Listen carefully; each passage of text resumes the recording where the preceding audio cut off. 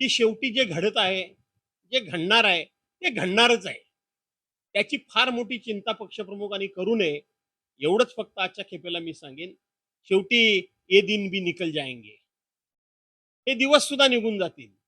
पण हे दिवस निघून जाण्याकरता म्हणून आपल्याला कुठे ना कुठेतरी काही कार्यक्रम हातामध्ये घ्यावा लागेल. काही निर्णय करावे लागतील. काही भूमिका त्या ठिकाणी आपल्याला ठरवावी लागेल. आणि म्हणून मी आजच्या दिवशी पक्षप्रमुखांना एवढंच सांगेन, उद्धव साहेबांना, की डरो मत, बिल्कुल डरो मत. जो होने वाला है वो होने ही वाला है. गेली दीड पावणे 2 वर्ष सातत्यानं उद्धव बाळासाहेब ठाकरे यांचा पक्ष फुटणार फुटणार फुटणार. उद्धव बाळासाहेब ठाकरे यांच्या पक्षाचे खासदार हे वेगळा गट स्थापन करणार, ते अन्य कुठल्या तरी पक्षात सामील होणार, अशा प्रकारची सातत्यानं अफवांची राळ ही गेले वर्ष दीड वर्ष त्या ठिकाणी उठवण्याचं काम सातत्यानं सुरू आहे.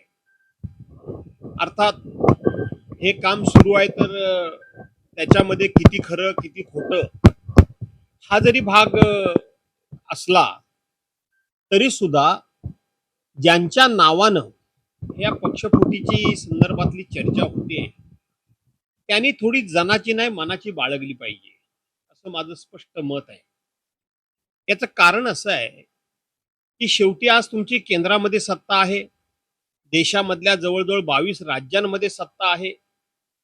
एवढे तुम्ही सत्ताधीश असताना शेवटी समाजामध्ये क्रेडिबिलिटी काही नावाची एक गोष्ट असते, ती तुमची कितपत या ठिकाणी शिल्लक राहते या विषयामध्ये. आज हा पक्ष फोडणार, उद्या तो पक्ष फोडणार, परवा तो पक्ष फोडणार.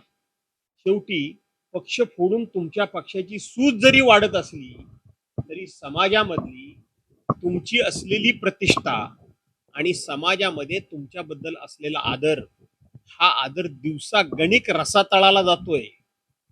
आणि ही लोकशाही आहे. या लोकशाहीमध्ये कधी काय घडेल हे सांगता येणं कठीण आहे.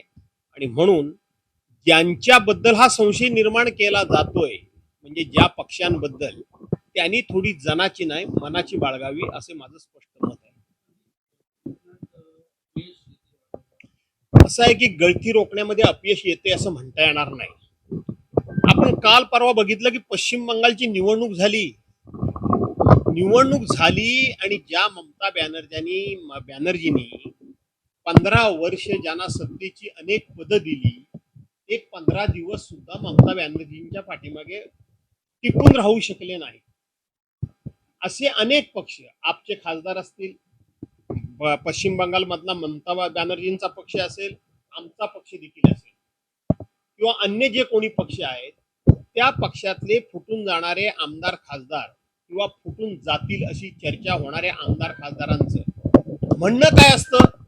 आम्ही विकास कामाकरता जातोय, आम्ही आमच्या भागातल्या विकास कामं रखडवली जातात, आमची विकास कामं केली जात नाही म्हणून आम्ही जातोय. आमच्या नाना तऱ्हेच्या चौकशीनं आमचा ससा मिरा सुटत नाही. या नाना तऱ्हेच्या चौकशांमुळे आम्ही हैराण झालेलो आहोत. आम्हाला कौटुंबिक सुख शिल्लक राहिलं नाही म्हणून आम्ही जातो आहोत.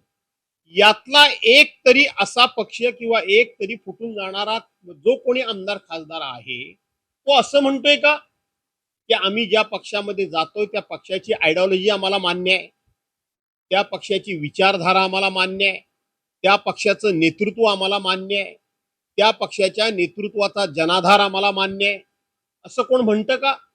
कोणी म्हणत नाही. विकास कामांकरता जातोय किंवा ज्या काही चौकशी एजन्सीच्या मार्फत आम्हाला छळलं जातंय त्या छळापासून सुटका करण्याकरता म्हणून आम्ही जातोय.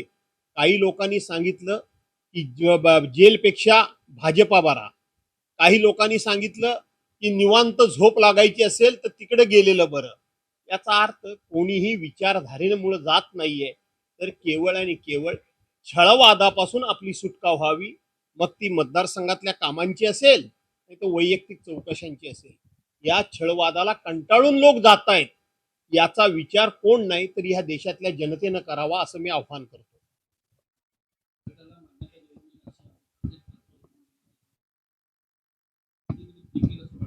मला तुम्हा लोकांची गंमत वाटते. मी मुद्दा काय सांगतोय? की पक्ष फोडणाऱ्यांच्या संदर्भातलं मी बोलतोय. पक्ष फुटतायत, ते का फुटतायत हे मी तुम्हाला सांगितलं. अरे पक्ष फोडणाऱ्यांना थोडी जनाची नाही मनाची तरी असली पाहिजे ना.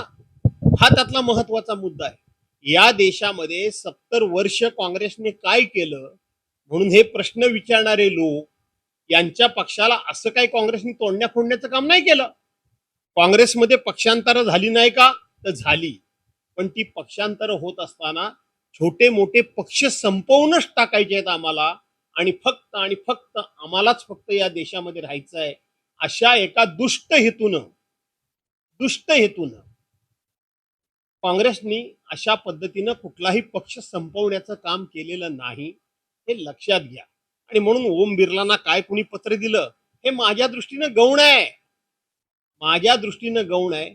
तुमची एक हाती सत्ता असताना सुद्धा तुम्ही ज्या पद्धतीनं वागताय हे लोकशाहीला मारक आहे.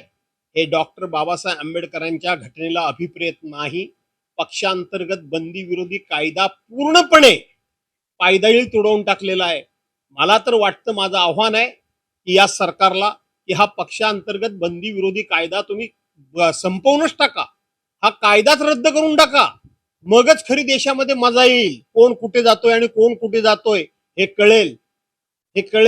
आणि म्हणून आपल्याला हा मी मोठा नाही तर देश मोठा आहे हे फक्त तोंडानं बोलून चालणार नाही.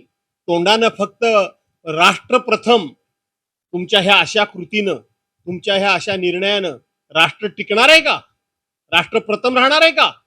तुमचा पक्ष फक्त प्रथम, पण तो पक्ष सुद्धा राष्ट्र जर असेल तर तो पक्ष टिकेल, नाही तर टिकणार नाही, असं माझं स्पष्ट मत आहे. एबीपी माझा, उघडा डोळे बघा नीट.